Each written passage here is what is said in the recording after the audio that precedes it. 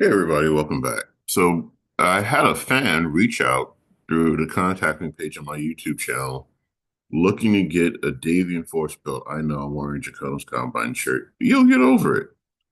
So he's trying to make a C3 Combined Arms Battalion for the Jihad, Civil War Jihad era of the Battletech universe. So with that, we're going to go ahead and share my screen.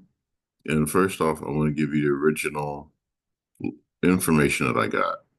He sent me the mechs and vehicles that he has, including battle armor and some other forces. So we had the Assault Lance, the Sagittaire Marauder Rifleman Firestarter, the Strike Lance of Victor, Jaeger Mech 3, and Force of 3 Hellspawn. Um, First tank platoon was two Ajax Omni vehicles and two Mantle attack tanks. And then we're going to get into some other stuff. Chiltrons and Morning Stars. All of them with the C3, single C3 variant. Infiltrator battle armor, grenadiers, cavaliers, two Challenger XMBTs, Alicorns, musketeers, and minion advanced. And that's just saying a lot. So the number one issue when I was analyzing this force is that there's so many masters units and there's not enough slave units. And I'm recording really early because my schedule's been shot on my supposed week of vacation. So the big thing that we're looking for right now is how do we turn this into a fighting force that's effective? So first off, I'm gonna pull up the first list that I built. We're gonna change one of the Morning Stars into a company command vehicle and just be done with it like that. The next part is that I grabbed two Mantifull A's and I added a Sprint Helicopter Y. It can fly out, spot, if you can set up the battlefield to where you can have the sprint within 6 inches of an enemy target and not be shot at, perfect. Second lance or platoon was the Chiltron in the Air 4 configuration with two Challenger 12s and a minion advanced tactical vehicle, and a third lance is a copy. Of course, using what's available just as a joke. Not even really a joke, more of a deterrent was getting Force Coral Scout helicopters. Yes, they were originally designed by the Draconis Combine, but there's a mercenary variant that still has a tag. That's the only reason.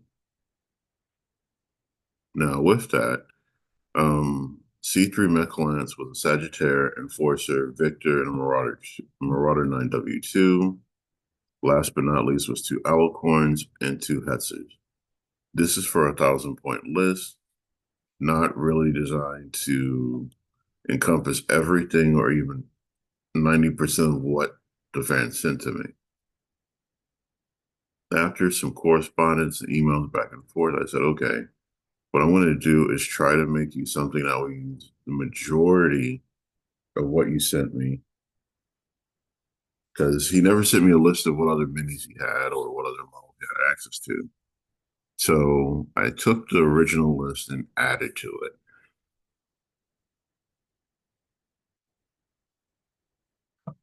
Excuse me.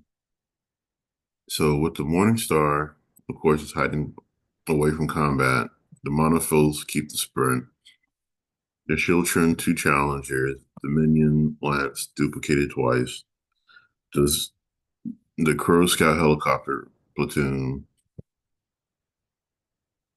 And he doesn't have enough C3 mechs to really make a full C3 company of mechs.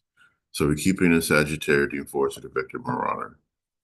The other mechs he does have are just a support lance, and then the Alicorns and snipers, and then we put in all of his grenadiers as the SRM tag variant.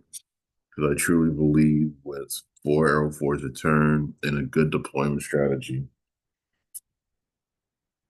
that between the Grenadiers and the Crows, the murder, I should say, you're going to have ATAGs a turn that are going to be putting out a lot of hurt towards people. So when we look at the sheets, the Morning Star pairs with the Bountifuls beautifully because they're both doing 10 inches a turn. I picked the A's for the deterrent of you showing up in the backyard and taking 5 points of damage. The first support lance is speed equivalent. So with the shield trends and the challengers and with the minion can go out, spot, shoot, and close the gap, making all the weapons brought from the lance, or especially the challengers, short range, making sure that we're hitting for whatever we need to at whatever range. The sprint, again, is just a sprint. So the second shield trim lance with the Ajax, I took the Ajax A again. It's a 30-inch threat range, doing 7 points of damage, and it has ECM. So that's two ECMs, three ECMs in a lance. It's painful. Now the crows are cheap point wise. They do 1 damage at short and medium, but they have ECM, energy probe, recon, search, and tag. It doesn't get much better than that. So you can choke off an enemy, tag them up, and then they just have to accept the consequences. Now, a lot of people are like, why did you take the Sagittaire with Flak? Because it's the only one that's C3 Master, the only one that's going to get the benefit out of the mechs and the lance. So what I did is I made sure all the mechs and the lance had jump jets. Two of the mechs jump for 10, one jumps for 8, and of course the Sagittaire, the flying bathtub, jumps for 6. Who cares? The other lance is literally high-speed support. The rifleman has jump jets. Firestarter has jump jets. And then the Alicorn is literally just snipers at medium and long range. And whatever everything else this lance is packing, it's determined to be a monster. Of course, the goal is put out as much firepower as possible per turn. The concert of using this force will literally be determined by the player. Um, it's not strong enough to just shove it down someone's throat turn after turn. It's literally a fine-tooth weapon, especially with only having 8 mechs out of the 36 units on the table, and then trying to find helicopters.